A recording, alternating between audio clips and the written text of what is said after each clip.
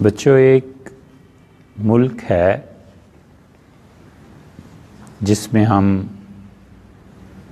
رہ رہے ہیں،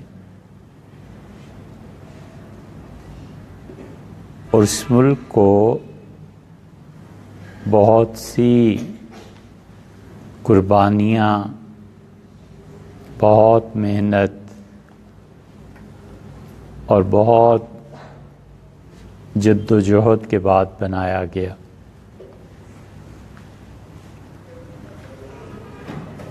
اور تاریخ میں ممالک کی حدود بدلتی رہتی ہیں اور تقسیم ہوتی رہتی ہے۔ جغرافیہ ممالک کی حدود کو بدل دیتا ہے۔ کسی زمانے میں یہ پورا خطہ، یعنی پاکستان، ہندوستان اور ایک بہت وسیع رقبہ اور بھی، یہ سب ملا کر انہیں بر صغیر کہا جاتا تھا۔ بر صغیر دو الفاظ ہیں۔ بر کے مقابلے میں کیا آتا ہے؟ اگر آپ کو معلوم ہو کہ بر کس کو کہتے ہیں تو پھر اس کے مقابلے میں آپ کو پتہ چلے گا کہ کیا آتا ہے۔ جیسے رات کے مقابلے میں کیا آتا ہے؟ دن۔ اور جیسے صبح کے مقابلے میں کیا آتا ہے؟ شام۔ اسی طرح بر کے مقابلے میں کیا آتا ہے؟ بحر۔ بر کہتے ہیں خشکی کو، اور بحر کہتے ہیں سمندر کو۔ سمندر تری، پانی، اور بر زمین، خشکی۔ کہتے ہیں کہ سب جل تھل ہو گیا۔ جل کس کو کہتے ہیں؟ یہ دیکھیے گا آپ ڈکشنری میں، گنگا جل۔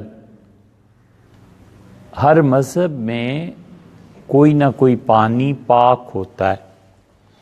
ہمارے مذہب اسلام میں کون سا پانی پاک ہے؟ زمزم۔ زمزم پاک ہے۔ ہندوؤں کا جو دھرم اور مذہب ہے اس میں کون سا پانی پاک ہے؟ گنگا، جمنا۔ ٹھیک ہے؟ گنگا جل یعنی گنگا کا پاک پانی۔ جل تھل ہو گیا، یہ محاورہ بولتے ہیں نا۔ ہم آپ سے محاوروں کی بات کر رہے تھے اور دیکھو وہ بات ادھوری رہ گئی۔ اب اس بات کو مکمل کریں یا بر صغیر پہ چلیں؟ وہ ہم نے آپ سے کہا تھا نا کہ ایک، اگر آپ یوں کریں گے تو پھر ہم بات کیسے کریں گے؟ ہم نے آپ سے کہا تھا نا کہ ایک شہزادی تھی اور اس کو نیند نہیں آتی تھی تو کنکر رکھ دیا تھا۔ وہ محاورہ کیا تھا؟ آپ بھول گئے۔ ہم نے کہا تھا کہ غربت اور امارت کہتے ہیں 7 پشتوں تک نہیں جاتی۔ تو ایک طاق مائی تھی، اردو میں محاورہ استعمال ہوتا ہے۔ وہ طاق مائی کہانی ہم نے اس وقت ادھوری چھوڑ دی تھی، تو اس کی تکمیل یہ ہے، مکمل کرنا اس کا یہ ہے کہ شاید آپ سے غالباً اتنا عرض کیا تھا کہ بادشاہ کا بیٹا جنگل گیا اور ایک لڑکی جو ایسے ہی ڈھیر پہ کچھ چن رہی تھی اسے پسند آئی اور اسے لے آیا، تو بادشاہ نے شہزادے سے کہا کہ ہم تمہاری شادی اس سے کر دیں گے۔ اتنی ہو گئی تھی نا بات، شادی ہو گئی۔ اب وہ لڑکی دن بدن دبلی ہوتی جا رہی تھی، دن بدن اس کا وزن گرتا جا رہا تھا اور صحت اس کی کمزور ہو رہی تھی۔ وزن کا بڑھ جانا یہ کوئی اچھی بات نہیں ہے بیٹے۔ خوب کھاؤ، اور کھانے سے وزن بڑھے گا نا، لیکن جب آپ ایکسرسائز کرتے ہیں تو وہ کھانا سارا ہضم ہو جاتا ہے اور آپ کا جسم صحت مند ہوتا ہے۔ یہ موٹاپا جو ہے، موٹا ہو جانا، یہ کوئی اچھی بات تھوڑی ہے، بہت بری بات ہے۔ آدمی بہت سے امراض کا شکار ہو جاتا ہے۔ تو اس لیے آپس جو بچے حفظ کرتے ہیں نا، ان کو چونکہ اکثر اوقات میں بیٹھنا پڑتا ہے، تو ان کے لیے کثرت اور ریاضت یہ ضروری۔ کثرت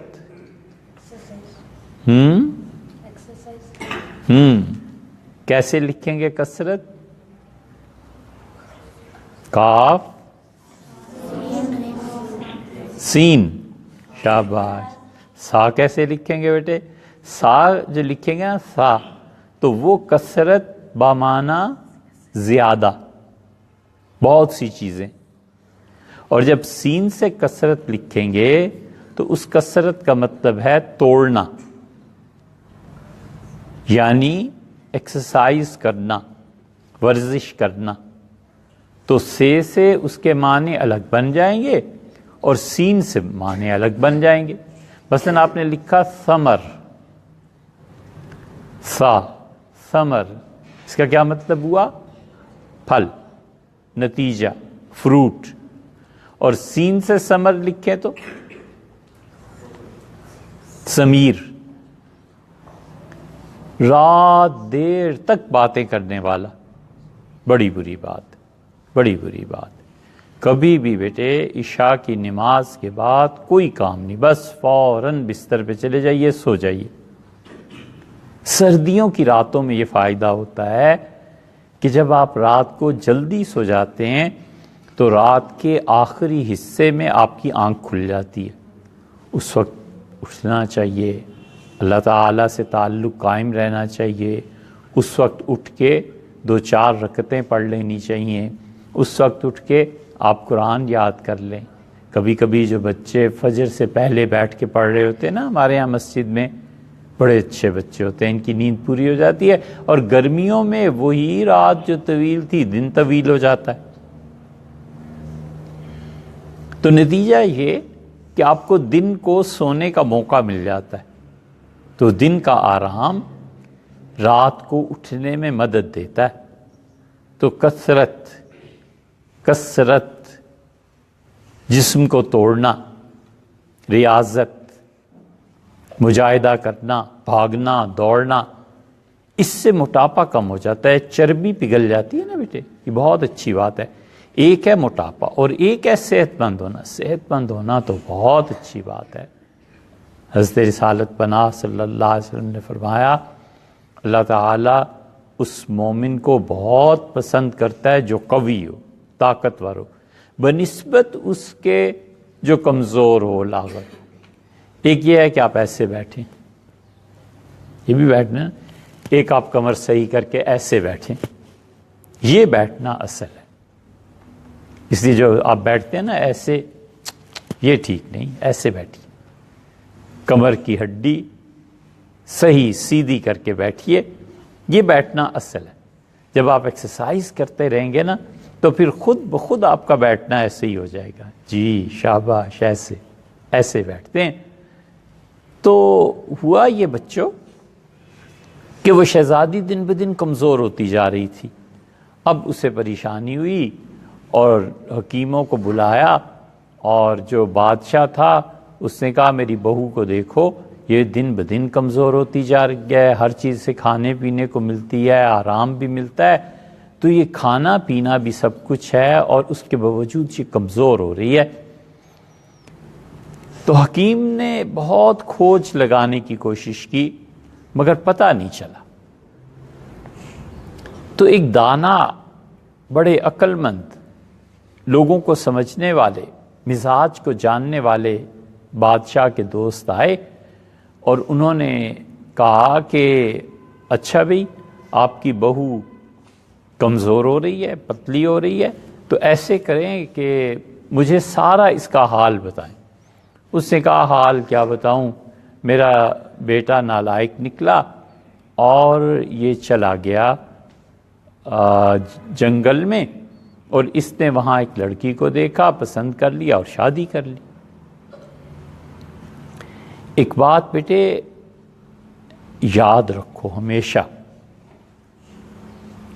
دنیا میں کچھ چیزیں خوبصورت ہوتی ہیں نا، دل کھنچتا ہے اس کی طرف۔ مثلاً پین ہے، بہت خوبصورت ہے، آپ اسے لکھنا چاہتے ہیں۔ مثلاً آپ نے کسی کو کوٹ پہنے ہوئے دیکھا، آپ کو اچھا لگا، آپ چاہتے ہیں ایسا کوٹ بنا لیں۔ یہ خوبصورتی، حسن بڑی اچھی چیز ہے، اور یہ انسان کی فطرت میں شامل ہے، جبلت میں شامل ہے۔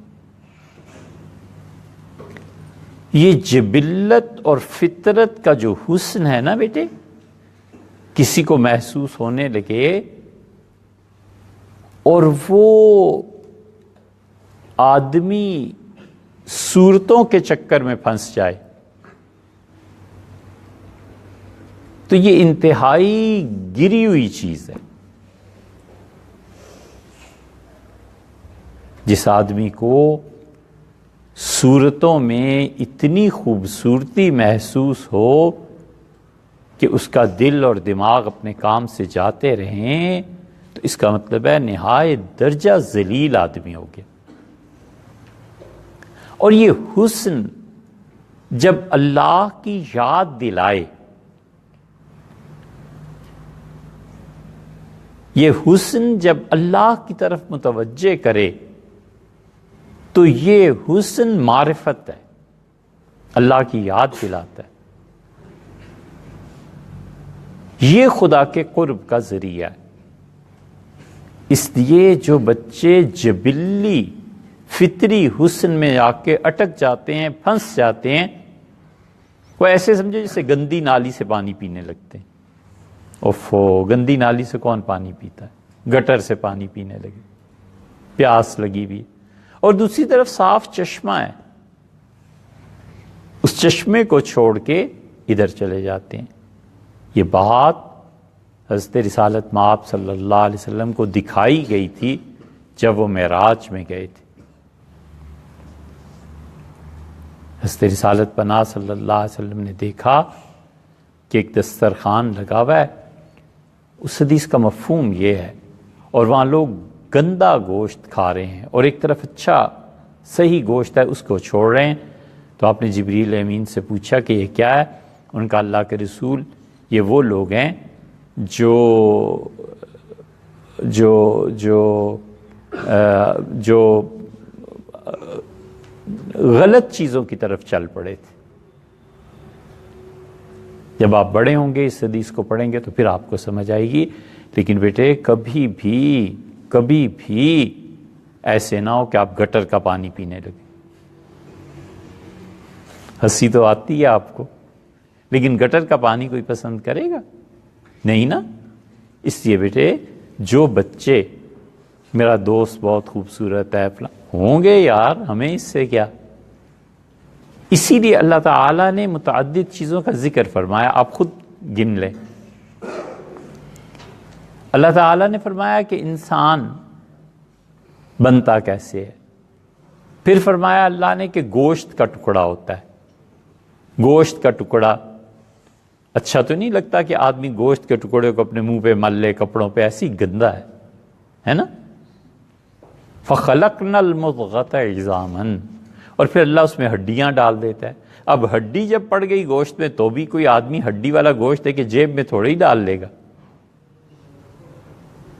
پھر اللہ تعالیٰ کہتا ہے ثم انشأناہ خلقا آخر. پھر اللہ اسے آخری فائنل ٹچ، آخری ترتیب دیتا ہے. فتبارک اللہ احسن الخالقین، کیا ہی برکت والی ہے وہ ذات جو سب سے اچھی صورت بناتی ہے. بچے کو دیکھ کے بڑی خوشی ہوتی ہے نا، یہ فائنل شیپ ہے، آخری چیز ہے جو آپ کے سامنے آئی ہے. یہ اگر اللہ کو یاد دلائے کہ اللہ نے بنایا ہے، کیا اچھی چیز ہے، بہت زبردست بات ہے. یہ معرفت ہے. حسن اگر جبلت پہ ٹھہرا دے تو ذلت ہے، اور حسن اگر خالق حقیقی کی طرف لے جائے تو معرفت ہے. وہ شہزادہ بڑا نالائق تھا، باپ اس کا شادی کرتا کسی شہزادی سے کسی اچھی جگہ پہ نا، اس نالائق نے جا کے دیکھا اور پھنس گیا. تو اس نے کہا کیا بتاؤں میرا بیٹا کیسے نالائق نکلا، اس سے شادی کر لی. اس نے کہا اچھا بھئی اپنی بہو سے ملاؤ. تو اس سے پوچھتا ہوں، تو بادشاہ نے پیغام بھجوایا. اس نے کہا یہ میرے دوست ہیں، بڑے بزرگ ہیں اور بڑے نیک آدمی ہیں، آؤ بھئی تم اس سے ملو. تو انہوں نے کہا بیٹی یہ بتائیے کہ آپ نے زندگی کہاں گزاری. اس لڑکی نے کہا کہ میری ماں مانگتی تھی اور میں بھی مانگتی تھی، تو ہم لوگوں سے مانگ کے اپنا پیٹ بھرا کرتے تھے. کبھی اس کے گھر گئے روٹی مانگ لی، اس کے گھر گئے چاول مانگ لیے، اس کے گھر گئے کچھ اور مانگ لیا. یہ مانگنا کب جائز ہوتا ہے بیٹے؟ جب آدمی مرنے لگے، کبھی نہیں مانگنا. حضور صلی اللہ علیہ وسلم کی دو باتیں ہمیشہ یاد رکھو.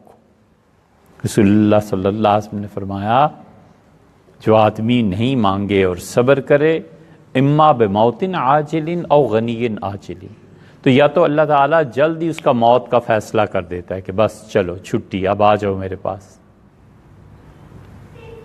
نہیں مانگتا نا کسی سے اللہ کے علاوہ، تو اللہ اس کا قصہ ہی پورا کر دیتا ہے.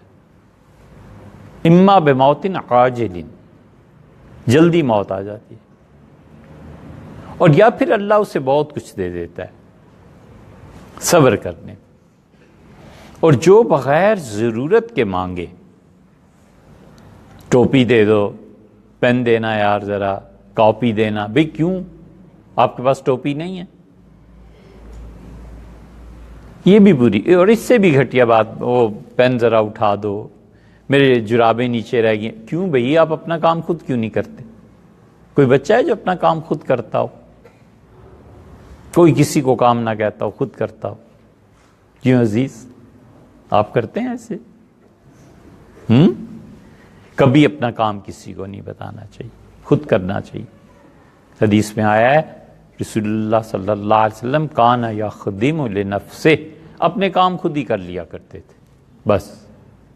حضور صلی اللہ علیہ وسلم مختلف لوگ ملنے آتے تھے نا، گندے بھی، میلے کپڑوں والے بھی. کوئی گاؤں سے آ رہا ہے تو آپ جب گھر جاتے تھے تو اپنے کپڑوں کو خود دیکھ لیتے تھے کہ کہیں سے کوئی جوں میرے کپڑوں میں تو نہیں آ گئی. جوں جانتے ہو کیا تھے؟ اس پہ ایک محاورہ بھی ہے، اس کے کان پہ جوں نہیں رینگتی، مطلب اس پہ کوئی اثر ہی نہیں ہوتا. ایسے ہے نا محاورہ. حضور صلی اللہ علیہ وسلم گھر آتے تھے، تشریف لاتے تھے، اپنے کام خود ہی کر لیا کرتے تھے، اپنے کپڑے خود ہی دیکھ لیا کرتے تھے. کہیں کوئی چیز، کوئی ٹانکا لگانا ہے خود ہی لگا لیا، کسی سے کچھ نہیں کہتے تھے، اپنے کام خود. یہ بھی سنت ہے بیٹے، ٹھیک ہے نا؟ ہمیشہ اپنے کام خود کرو. تو رسول اللہ صلی اللہ علیہ وسلم نے کیا بتایا؟ نہ مانگنا ہے کسی سے اور نہ اپنا کام کسی سے کہنا ہے، بس اپنے کام بھی خود ہی کرنے اور مانگنے کا تو سوال ہی نہیں. اور دوسری حدیث، یا اسے موت آ جائے گی یا اسے اللہ اس کے پیسے ویسے دے دے گا. اور دوسری حدیث بیٹے بڑی خطرناک، بہت خطرناک ہے. ہم نے تو جس دن سے پڑھی ہے اس دن سے اسے یاد رکھا ہے. حضرت رسالت پناہ صلی اللہ علیہ وسلم نے فرمایا جو بغیر ضرورت کے مانگتا ہے فتح اللہ علیہ باب الفقر، اللہ اس پہ فاقے کا دروازہ کھول دے گا۔ اب کر لو بیٹے، اللہ جس چیز کا دروازہ کھول دے نا، پھر اللہ ہی بند کرے تو بند کرے، پھر دنیا میں قارون کا خزانہ بھی اسے مل جائے تو اس کا فاقہ پورا نہیں ہوتا۔ اس سے کبھی بھی بغیر ضرورت کے بات نہیں کرتے۔ ضرورت ہوتی ہے اور زندگی میں پیش آتی ہے، بہت سی چیزیں ہوتی، لیکن کبھی مانگنا نہیں ہے ایک، اور کبھی اپنا کام دوسرے سے نہیں کہنا۔ تو اس بچی نے کہا کہ ہم تو ایسے مانگ مانگ کے کھاتے تھے، تو وہ جو بزرگ تھے نا وہ سمجھ گئے، انہوں نے کہا اچھا بس ٹھیک ہے بیٹی۔ تو اس نے آ کے بادشاہ سے کہا کہ میرے دوست، اب آپ کی جو بہو ہے یہ بالکل ٹھیک ہو جائے گی، اور آپ دیکھیں گے یہ ٹھیک اس کی صحت رہے گی اور کھانا پینا بھی ٹھیک ہو جائے گا۔ بادشاہ نے کہا کیسے؟ تو انہوں نے کہا کہ باورچی کو بلاؤ۔ لنگر سے باورچی آ گیا۔ انہوں نے کہا کہ بادشاہ کے محل میں وہ ایک جگہ ہے بارہ دری۔ بارہ دری کا مطلب ہے اس کے 12 دروازے ہیں، ہر دروازے پہ کوئی نہ کوئی چیز رکھ دیا کرو۔ ایک میں چاول رکھ دیے، ایک جگہ روٹی رکھ دی، ایک جگہ سالن رکھ دیا، ایک جگہ پانی رکھ دیا۔ جتنے طاق بنے ہوئے ہیں نا، ان طاقوں میں یہ چیزیں رکھ دیا کرو۔ تو آج رکھو میں آتا ہوں۔ تو وہ انہوں نے طاقوں میں چیزیں رکھ دیں۔ اب انہوں نے اس شہزادی کو بلایا، اس بادشاہ کی بہو کو، اور کہا کہ لیجئے اب آپ کھانا شروع کیجئے۔ تو بیٹی میری اس سے مانگو، اس سے مانگو، اس سے مانگو۔ تو وہاں جاتی تھی وہ لڑکی گئی اور چاول پڑے ہوئے تھے، تو اس نے کہا کہ اس نے آلہ ہوتا ہے نا، اسے طاق بھی کہتے ہیں، آلہ بھی کہتے ہیں، اس نے کہا آلہ دے نوالا۔ مانگتی تھی نا، پھر خود ہی اٹھا کر چاول پلیٹ میں ڈال لیے۔ پھر دوسری جگہ گئی، پھر اس نے کہا کہ آلہ دے نوالا، آلے نے اسے ایک نوالا اور دے دیا۔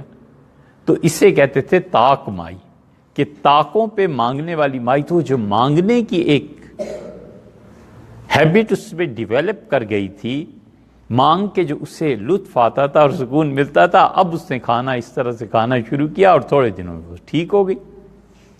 تو اس سے بیٹے یہ جو غربت اور امارت آدمیوں پہ، مرد و عورت پہ، خاندانوں پہ آتی جاتی رہتی ہے نا، اس کے اثرات بہت دیر تک ہوتے ہیں، اور اچھے بچے وہ ہوتے ہیں جو ان اثرات کو خود قابو میں لے آتے ہیں۔ مثلا خاندان میں غربت رہی ہوگی، غربت کی وجہ سے اپنے آپ کو کم سمجھنا غلط بات ہے۔ یہ اللہ کے قبضے میں ہے سب چیزیں، محنت کرے، کام کرے، کیوں نہیں آگے بڑھ جائے گا۔ امارت رہی تو بیٹے میرے باپ والد ایسے، دادا ایسے، فلاں ایسے، فلاں، کوئی معنی نہیں رکھتے کہ آپ کے والد ایسے اور آپ کے دادا ایسے، وہ چاہے ملک کے وزیر اعظم ہی کیوں نہ ہو۔ قوموں کی زندگی میں یہ فکرہ کوئی معنی نہیں رکھتا کہ میرے والد ایسے، میرے والد سیکرٹری تھے، میرے والد فوج میں افسر تھے، میرے والد فلاں۔ ارے یار ہوں گے، آپ بتائیں آپ کیا ہیں؟ میرے والد بڑے عالم دین، بالکل ٹھیک ہے بھائی، مانا۔ کیا حضرت شاہ ولی اللہ رحمۃ اللہ علیہ کے پوتے ہوئے، مان لیا بھائی۔ آپ حضرت مجدد رحمۃ اللہ علیہ کے بیٹے ہوئے، آپ خود کیا ہیں؟ اس لیے آپ اپنے اندر وصف پیدا کریں۔ تو یہ طاق مائی کہلاتی تھی وہ پہلی۔ اب کہانی مکمل ہو گئی نا۔ وہ پہلی شہزادی جو تھی، ٹھیک ہے، وہ 7 بستر بچھائے اور نیچے کنکر رکھ دیا، اسے نیند نہیں آئی، کیونکہ کئی پشتوں سے وہ شہزادی تھی واقعی۔ اور یہ جو دوسری تھی، یہ مائی تھی مانگنے والی، تو وہ ہر طاق کے پاس جاتی تھی اور مائی اس سے کہتی تھی آلہ دے نوالا، یعنی اے آلے مجھے ایک نوالا دے دے، ایک چیز دے دے۔ یہ کہانی اب پوری ہوئی۔ یہ ہم نے کہانی کم سے کم بھی بیٹے کوئی 50 سال پہلے، جب ہم آپ سے بہت چھوٹے تھے، اس وقت اپنی والدہ سے سنی تھی اور ہمیں اب تک یاد ہے۔ اب آپ کو ہم نے سنا دی۔ یہی ہوتا ہے نا۔ اسی طرح نسل در نسل چیزیں چلتی ہیں۔ پھر ہم لوگ دنیا میں نہیں ہوں گے، پھر آپ سنائیں گے۔ آج جو اساتذہ آپ کو پڑھا رہے ہیں، کل وہ زمین کے نیچے چلے جائیں گے، پھر آپ آ جائیں گے۔ جیسے ان کے اساتذہ زمین کے نیچے چلے گئے، پھر وہ آ گئے، پھر وہ چلے جائیں گے، پھر آپ جائیں گے۔ آ جائیں گے، ایسے ہی ہے نا۔ تو اس لیے بیٹے ہمیشہ انسان کو اپنی زندگی میں بہتر سے بہتر بننے کی کوشش کرنی چاہیے، اس چیز کو چھوڑ دینا چاہیے کہ ہمارے باپ دادا ایسے غریب تھے، ایسے امیر تھے، ان کی حویلی تھی، وہ کرائے کے گھر پہ رہتے تھے۔ کچھ نہیں ہے، سب کچھ وہ ہے جو خود آپ، بس آپ اچھے ہیں، آپ نے محنت سے پڑھا ہے، آپ نے قرآن کریم کو یاد کیا ہے، کیا کہنے سبحان اللہ آپ کے، بہت اچھی بات۔ ہم نے اپنے اساتذہ کو دیکھا، اتنے کامل لوگ تھے، رشک آتا تھا ان کی معلومات پہ اور ان کے حافظے پہ اور ان کی تعلیم پہ۔ تو وہ کبھی بھی یہ نہیں کہتے تھے کہ یہ فلاں، وہ کہتے تھے یار جو کچھ ہے تمہارے سامنے۔ تو اس لیے بیٹے یہ چیزیں پشتوں میں اثر کرتی ہیں۔ تو محاورہ تاک مائی کا محاورے ہم آپ کو سنا رہے تھے نا، بہت سے محاورے ایسے ہی بنتے ہیں۔ اور بھی کوئی محاورہ سنایا تھا آپ کو؟ بھول گئے؟ کچھ یاد کیجئے، کچھ یاد کیجئے، آپ کو کیا محاورہ سنایا تھا؟ وہ ایک فقرہ سنایا تھا نا؟ اچھا چلیے آپ یاد کیجئے گا، پھر آپ کو سنائیں گے۔ اچھا آج ہم نے ایک نئی بات شروع کی تھی، ہم نے بات شروع کی تھی، ذرا سا اسے بڑھاتے ہیں، پھر بس پھر آگے بات کریں گے۔ بر کس کو کہتے ہیں؟ زمین کو۔ اس کے مقابلے میں بحر، سمندر اور صغیر چھوٹا، اور اس کے مقابلے میں کبیر کس کو کہتے ہیں؟ بڑے کو کہتے ہیں۔ بر صغیر زمین کا چھوٹا ٹکڑا، اس کے مقابلے میں بر کبیر بھی ہے۔ بر صغیر اسے اس لیے کہتے ہیں کہ سمندر اس سے لگتے ہیں نا، اور یہ خشکی کا چھوٹا ٹکڑا ہے۔ ایک خشکی کا بہت بڑا ٹکڑا ہے جو اس ہندوستان کے مقابلے میں، ہندوستان، پاکستان، بنگلہ دیش وغیرہ یہ سارا ایک ہی ہوتا تھا نا پہلے، تو اس کے مقابلے میں بہت بڑا ٹکڑا ہے افریقہ میں، وہ بر کبیر کہلاتا ہے۔ یہ بر صغیر کہلاتا ہے، وہ بر کبیر کہلاتا ہے۔ اس بر صغیر میں نامعلوم تاریخ سے انسان بس رہے۔ ہندوؤں کے ہاں 7 دریا بڑے پاک ہیں، گنگا، جمنا، سندھ، دریائے سواں۔ یہ جو آپ کا نالا بہ رہا ہے نا یہاں، یہ جا کے سیدھا دریائے سواں، دریائے سواں یہ اسی پانی سے بنتا تھا۔ انگریزوں نے اپنے زمانے میں یہاں مری سے پہلے ایک جگہ آتی ہے، وہاں سے اس سارے پانی کو ایک ہی جگہ سے گزرتا تھا، یہیں سے گزرتا تھا، توڑ کے 3 حصوں میں تقسیم کر دیا۔ ایک حصہ اور پیچھے کر دیا، ایک یہ جو آپ دیکھتے ہیں پانی ہے، اور تیسرا حصہ گوروں نے پانی کی کمی پوری کرنے کے لیے یہاں سے لائنز پائپ بچھائے اور اٹک لے گئے دریائے ہرو تک۔ پانی کی سپلائی وہاں بھی ہوتی تھی، یہاں بھی ہوتی تھی، وہاں بھی، اور یہ جتنا پانی ہے یہ جا کر آخر دریائے سواں میں گزرتا تھا۔ دریائے سواں میں جب کھدائیاں ہوئیں تو یہاں تک ہسٹورینز نے، مورخین نے لکھا، انہیں چھوٹے چھوٹے آلات ملے۔ انہوں نے کہا دنیا میں پہلا انسان جو آیا تھا آدم علیہ السلام، ان کی اولاد سب سے پہلے یہیں آئی تھی اور اس دریائے سواں کے پاس ہو رہے تھے۔ بہت چیزیں انہوں نے لکھی۔ اس لیے ہندوستان میں کب سے آبادی ہے بس اللہ ہی جانتا ہے، ہم نہیں جانتے۔ اور اس زمانے میں بھی آبادی تھی جس زمانے میں انسان اور جن ایک دوسرے کے ساتھ رہا کرتے تھے۔ جن بھی انسانوں کی شکل میں آ جاتے تھے نا، دوست ہوا کرتے تھے، ملتے تھے، باتیں کرتے تھے، فرشتے بھی آتے تھے۔ تو جنات جو آتے تھے نا، اب کسی جن کے 4 پاؤں ہیں، کسی کے 10 ہاتھ ہیں، ان جنوں کو انسانوں نے دیکھ دیکھ کے ان کی مورتیاں بنا لی۔ آپ ہندوؤں کی مورتیاں دیکھتے ہیں، ان کے کسی خدا کے 10 ہاتھ ہیں، کسی خدا کے 4 پاؤں ہیں، کوئی کیسا ہے کوئی کیسا ہے۔ یہ اس زمانے سے چلی آتی ہیں جب انسان اور جنات آپس میں ایک دوسرے کے دوست ہوا کرتے تھے، اس زمین پہ رہتے تھے۔ سورہ انعام میں اللہ تعالیٰ نے ایک جگہ فرمایا ہے، اور اس آیت کی تشریح میں قاضی ثناء اللہ صاحب پانی پتی رحمۃ اللہ علیہ تھے، قاضی صاحب رحمۃ اللہ علیہ جو تھے انہوں نے اس تفسیر کو لکھا ہے، یہ ہم آپ کو وہاں سے بتا رہے ہیں۔ قاضی ثناء اللہ صاحب رحمۃ اللہ علیہ کے مزار پہ ہم گئے بھائی، پانی پت گئے تھے، اور پانی پت میں کیا کہنے، شیخ جلال الدین رحمۃ اللہ علیہ تھے، ان کا مزار دیکھا، قاضی ثناء اللہ صاحب رحمۃ اللہ علیہ کا مزار دیکھا۔ قاضی ثناء اللہ صاحب بڑے فاضل آدمی تھے، ان کے پیر و مرشد حضرت مرزا مظہر جان جانا رحمۃ اللہ علیہ کا جب انتقال ہو رہا تھا تو حضرت نے خط لکھا قاضی صاحب کو کچھ عرصہ پہلے، اور کہا کہ میری وفات کے بعد میں نے اپنی اہلیہ سے کہا ہے وہ آپ کے یہاں رہیں گی، اور آپ نے ان کے حقوق ادا کرنے ہیں، پورا پورا ان کا خیال رکھنا ہے۔ قاضی صاحب بہت بڑے آدمی تھے رحمہ اللہ، بہت فضائل اور فاضل، ایسے جو فیصلہ لکھا ہے سو کمال کا لکھا ہے۔ یہ نام ہم جان بوجھ کے لیتے ہیں تاکہ جب آپ بڑے ہوں گے نا تو آپ کے کان ان ناموں سے آشنا ہوں، آپ کو پتہ چلے گا کہ بڑوں نے کتنی محنت کی ہے، اور آپ ان کے وارث ہیں، اب آپ کو محنت کرنی ہے۔ 200 سال کے بعد جو لوگ آئیں گے نا، پھر کوئی کہے گا کہ اس زمانے میں عبداللہ نام کا ایک لڑکا تھا، وہ اس طرح پڑھ رہا تھا، پھر کوئی کہے گا عزیز نام کا ایک بچہ تھا، اس نے قرآن پاک ایسے یاد کیا، پھر کوئی لکھے گا کہ حضرت مولانا کامران صاحب رحمۃ اللہ علیہ بہت ہی اچھے بزرگ تھے، یہ تھے وہ تھے۔ اسی طرح ہوتا ہے نا بیٹے، ایسے ہی ہوتا ہے نا۔ تو جتنا آپ کام کریں گے اتنا ہی آپ اپنے نام کو بھی زندہ رکھیں گے، اور اتنا ہی یہ امت آگے بڑھے گی۔ علم کے ساتھ وابستگی، تو بر صغیر یہ تھا، بر کبیر وہ تھا، اور یہ دریا جو تھے نا یہ سارے کے سارے بڑے پاک، بڑے مقدس کہلاتے تھے۔ ہندوؤں کے جو 7 دریا، 4 تو یہ ہو گئے، 5واں بنگلہ دیش میں برہم پتر، وہ بھی اس کو بھی بڑا پاک دریا مانتے تھے، اور گنگا جمنا تو خیر تھے ہی تھے، یہ سارے دریاؤں کو بڑا پاک مانتے تھے۔ تو یہاں پر انسانی تاریخ کے آثار ملے ہیں کہ انسانوں نے ان علاقوں کو آباد کیا تھا۔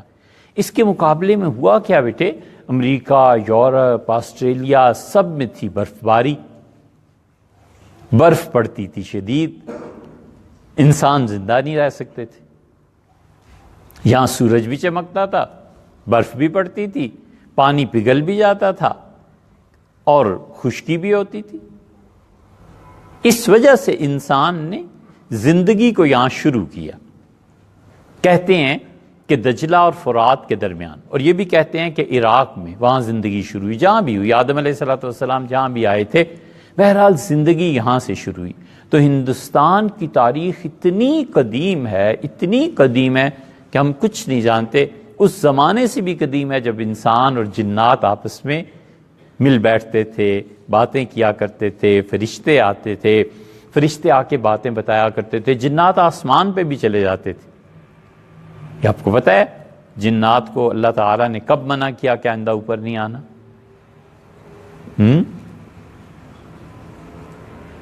جب رسول اللہ صلی اللہ علیہ وسلم تشریف لائے ہیں اس وقت سے اللہ نے منع کر دیا۔ فَأَتْبَعُوا، آگے پڑھیے، اچھا حافظ ہو یار، سورہ صافات میں کیا آیا ہے؟ پڑھیے،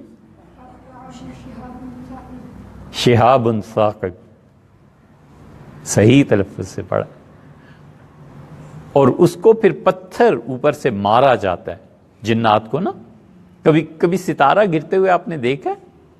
ہاں دیکھا ہے؟ یہ وہ سین ہوتا ہے کبھی کبھی، اور کبھی اس کے علاوہ بھی گر جاتے ہیں۔ تو اس لیے یہ دور پھر شروع ہوا، اور رسول اللہ صلی اللہ علیہ وسلم کی تشریف آوری کے بعد اللہ نے منع کر دیا کہ جنات اب اوپر نہیں آئیں گے، کیونکہ آخری نبی ہے نا اللہ کے، اور حضور صلی اللہ علیہ وسلم کے بعد کسی نبی نے آنا نہیں ہے۔ یہ ہمارا عقیدہ ہے بیٹے، صرف اہل السنہ ہی کا نہیں، پوری امت کا عقیدہ ہے کہ حضور صلی اللہ علیہ وسلم خدا کے آخری نبی تھے، جو آخری نبی ہیں بھی اور تھے بھی یعنی زمانے کے اعتبار سے۔ اور جو آدمی اس کے علاوہ کوئی عقیدہ رکھتا ہے نا، اس کا اسلام ہی سرے سے نہیں رہتا، ایمان ہی نہیں رہتا بیٹے۔